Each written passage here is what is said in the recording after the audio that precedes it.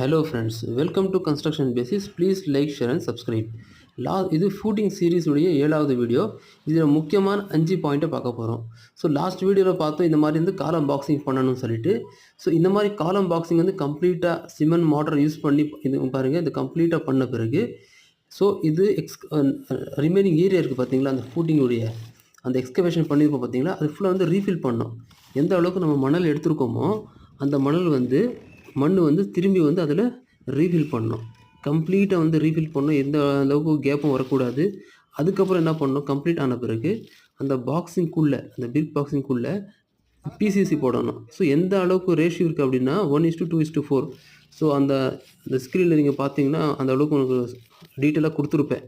So இந்த அளவுக்கு மிக்சிங்கில் வந்து இந்த காலமுக்கு வந்து போரிங் பண்ணணும். சரிங்களா, காலமுக்கு கான்க்ரீட்டிங் பண்ணணும். நல்லா வந்து காம்பேக்ட் பண்ணணும். ஒரு பைப்போ இல்லை வைப்ரேட்டர் வச்சு நல்லா காம்பேக்ட் பண்ணால் அதுக்கப்புறம் அடுத்த நெக்ஸ்ட் டே, ஆனால் அதே நாளைக்கு இது பண்ணக்கூடாது. நெக்ஸ்ட் டே என்ன பண்ணணும் அப்படின்னா, நம்ம வந்து அந்த சாயில் ரீஃபில்லிங் பண்ணோம் பார்த்தீங்களா, அங்கே வந்து நல்லா தண்ணி போட்டு ஒரு ஆள் வந்து அந்த கடப்பாரையில் வந்து குத்தணும். நல்லா குத்துனா, இதுக்கு என்ன, நல்லா குத்துனா அது ஃபுல்லாக போய் கீழே செட்டில் ஆகும்.